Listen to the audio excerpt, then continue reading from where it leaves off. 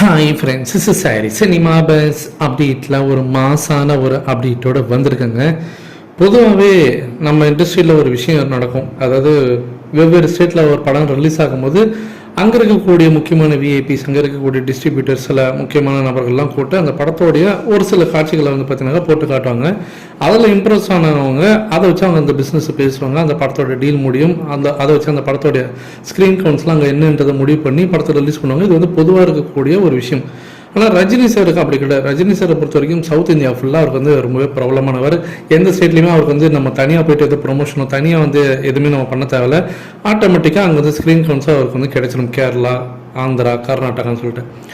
ஆனால் பாலிவுட்டை பொறுத்த வரைக்கும் அப்படி கிடையாது. ஒரு சில படங்கள் வந்து கரெக்டாக அமைஞ்சிடும், ஒரு சில படங்கள் அமையாது. ஆனால் இப்போ இந்த கூலி திரைப்படத்துக்கு பார்த்தீங்கன்னா சன் பிக்சர்ஸ் ரொம்ப கான்ஃபிடென்ட்டாக இருக்காங்க.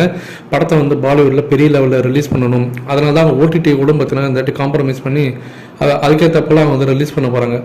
இப்போ அடுத்தது பாலிவுட்டில் அதோட பிஸ்னஸ் பயங்கரமாக போகணும், நிறைய தேட்டரில் ரிலீஸ் ஆகணும்.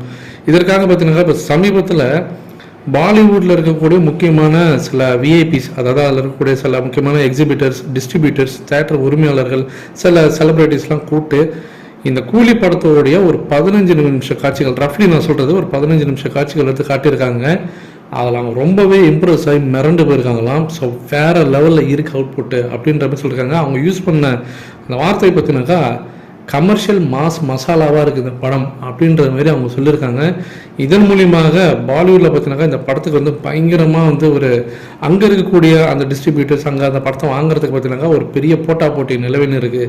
சீக்கிரமாகவே பாலிவுட்டில் இந்த படத்தோடைய அந்த பிஸ்னஸ் டீலை முடிச்சுட்டு அங்கே வந்து ஒரு பெரிய லெவலில் ப்ரொமோஷன் பண்ணி அங்கே படத்தை வந்து பெரிய லெவலில் ரிலீஸ் பண்ணணும். ஏன்னா இந்த படத்தில் அமீர் கான் இருக்கிறது அவங்களுக்கு பெரிய அட்வான்டேஜ். அது கண்டிப்பாக ஒரு பெரிய ஓப்பனிங் கிடைக்கும். கரெக்டாக பர்ஃபெக்டாக அவங்க வந்து ஒரு ப்ரொமோஷன் ஆஃப்லைன்லேயும் ஆன்லைன்லேயும் இறங்கி ப்ரொமோஷன் பண்ணாங்கன்னா, அமெரிக்கானை வச்சு ஒரு கீ ஃபேக்டராக வச்சு ப்ரொமோஷன் பண்ணாங்கன்னா கூலி பயங்கரமாக எகிரி அடிக்காங்க பாக்ஸ் ஆஃபீஸில், பாலிவுட்டில் நான் சொல்கிறது ஃப்ரெண்ட்ஸ்.